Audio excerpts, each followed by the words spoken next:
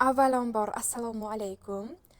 Bugungi fanimiz tarbiya va bugungi mavzuyimiz havoning ifloslanishi. Va men bu mavzuni o'quvchilarga tushuntirish uchun dars rejasi tuzib olganman. 3 ta qismdan iborat. Kirish qismi, asosiy qism va yakuniy qism. Biz kirish qismida o'quvchilar bilan salomlashamiz, o'quvchilarning darsga tayyorgarligini tekshiramiz va o'quvchilarni darsga qiziqtirish uchun topishmoqlar berib ko'ramiz va birinchi topishmog'imizni beradigan bo'lsak, ko'rinmaydi, ushlanmaydi, ammo hamma yashash uchun unga muhtoj. Bilamizki, biz mavzuni e'lon qilganmiz, havoning ifloslanishi deb.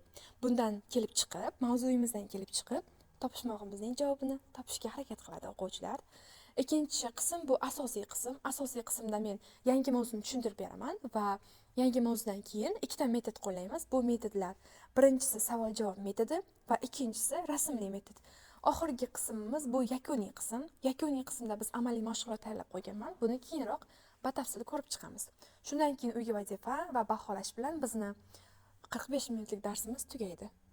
Endi esa darsimizning maqsadlarini ko'rib chiqadigan bo'lsak, bizda har doimgidek 3 ta maqsadimiz bor: ta'limiy, tarbiyaviy va rivojlantiruvchi.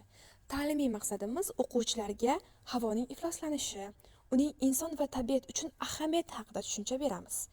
Tarbiyaviy maqsadida esa tabiatni asrash, havoni toza saqlash, atrof muhitga e'tiborli bo'lishni odatlantirishni o'rgatamiz.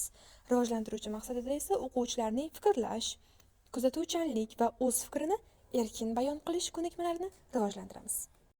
Endi esa o'quvchilar, bugungi mavzuyimiz havoning ifloslanishi mavzusini haqida sizlarga birozgina tushuncha bersam, bu mavzuyimiz haqida biz havo qachon ifloslanadi, qanday ifloslanadi, shular haqida ma'lumotga ega bo'lasiz. O'quvchilar, bilamizki, hozirda yo'llarimizda juda ham ko'p mashinalar bor va biz ko'rgan bo'lishimiz kerak, o'sha mashinalardan qora tutun chiqadi. O'sha qora tutun birlashib tumanni hosil qiladi va yo'llarda biz yo'lni ko'rishimizga xalaqit beradi va bundan tashqari o'sha qora tutun bizning salomatligimizga ham juda ham qattiq ta'sir qiladi. Hatto bizni boshimiz og'riydi, ko'nglimiz ayniydi va hatto hushimizdan ham ketishimiz mumkin. Bu shu sababli biz havoni toza saqlashimiz kerak. Biz bu uchun nima qila olamiz? Endi bizlar ko'proq o'sha mashinalardan elektromobillarga o'tishimiz kerak, eski mashinalardan va tramvay, trolleybus va metro kabi jamoat transportlaridan o'sha jamoat transportlari havoning ifloslanishini ancha kamaytiradi va ayniqsa o'sha transportning atrofiga daraxt eksak, bu bizning havoyimizni tozalanishiga juda ham katta yordam beradi. O'quvchilar, ko'rdingiz, mavzu bo'yicha biz ancha va yetarlicha ma'lumot oldik.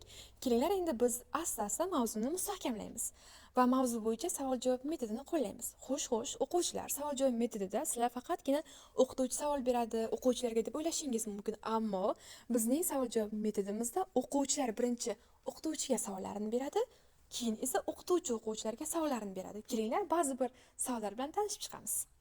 Men masalan sizlarga savol beradigan bo'lsam, chiqindi gazlari haqida beraman. Ya'ni chiqindi gazlari nima uchun xavfli? Zaharli tumanlar qanday paydo bo'ladi va ular nimasi bilan xavfli kabi savollarni berishim mumkin. O'quvchilar, ko'rdikki, savol-javob metodida biz ancha ma'lumotlarni oldik va yangi ma'lumotlarni o'zimiz uchun xotiramizga saqlab qo'ydik. Kelinglar, endi rasmli metoddan foydalanamiz. Mavzumizni davom ettirishda rasmli metodda o'quvchilar ko'rib turibsizki, mashinalar va qora tutunlarni ko'ryapmiz. Rasmli metodning shartini hamma biladi, ya'ni rasm bo'yicha hamma ma'lumot berish kerak. Qani boshlaymizmi o'quvchilar? O'quvchilar, sizlarga rasmli metod yoqqan bo'lsa, biz endi esa amaliy mashg'ulot o'tkazishga navbatimiz ham yetib keldi. Amaliy mashg'ulot qanday o'tkaziladi bilamiz. Bunda guruhlarga bo'linib olamiz, 3 turkushdan iborat. Har bir guruhga bittadan vazifa beriladi, ya'ni havoni nima ifloslaydi kabi savolli vazifalar yoki havoni qanday asrash mumkin, toza havoning foydasi nimada kabi savollar beramiz. Guruhlar 3-5 daqiqada javob tayyorlaydi va javobni taqdim etadi.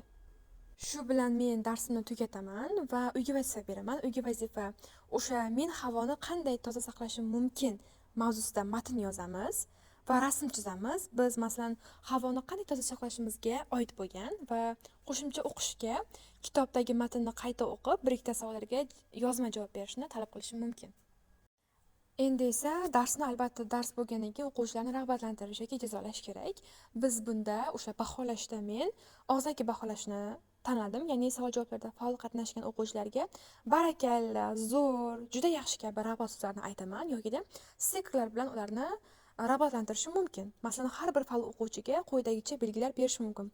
Masalan, yulduzcha bu juda yaxshi, to'g'ri, bu yaxshi va harakat qilish kerak kabi stikerlarni berib, bugungi darsimizni ular bilan yakunlaymiz.